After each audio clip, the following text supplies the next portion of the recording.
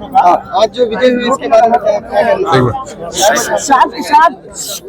आज जो शिवसेना भाजपा एनसीपी महायुति की जो जीत हुई है, जो पिछले 2.5 साल में सरकार ने सर्वसामान्य जनता के लिए जिस तरह से काम किया है, लाडली बहन से लेके गांव का कोतवाल हो, आंगनवाड़ी सेविका हो, हमारी बालक ताई हो, पुलिस पाटिल हो, सब समाज के घटकों के लिए ये सरकार ने काम किया है और नांदेड़ की जनता जनार्दन ने साथ दिया है। मैं पहले सब जनता का मैं शुक्रिया अदा करता हूँ और सभी शिवसेना भाजपा एनसीपी युति के कार्यकर्ताओं का आभार व्यक्त करता हूँ कि इन्होंने बड़ी ताकत से आखिरी पल तक ये जंग लड़ी है और 100% जो स्ट्राइक रेट रहा है, मैं धन्यवाद करता हूँ सबके।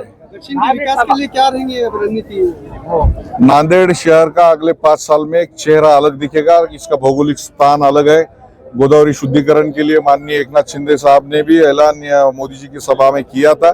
निश्चित स्वरूप में अगले 5 साल में नांदेड़ एक अलग तरीके से आगे आया हुआ दिखेगा।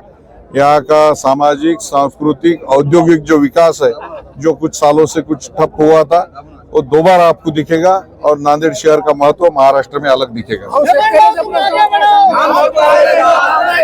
सोयाबीनला शेतकऱ्याचे अजिबात भाव नाही। पहिलं सरकार आपलंच होतं, अजून आपलं सरकार बहुमतात आलंय, पण सोयाबीनला अजून भाव वाढलेला नाही। शेतकरी तुमच्यावर आशा लावून बसलेले आहेत, त्याच्याबद्दल तुम्ही काय सांगणार? निश्चित सोयाबीनचे शेतकरी असतील, कापसाचे शेतकरी असतील, ज्वारीचे शेतकरी असतील, मी हिंगोलीत खासदार होतो, तिकडे हळदीसाठी काम करत होतो। शेतकऱ्याला भाव मिळाला पाहिजे यासाठी मी स्वतः काम करत असतो। आपल्याला माहित आहे की सभागृहात या संदर्भात प्रश्न विचारत असतो आणि सोयाबीनला निश्चित भाव मिळाला पाहिजे यासाठी यापुढे मी स्वतः सभागृहामध्ये भांडणार आहे, बोलणार आहे।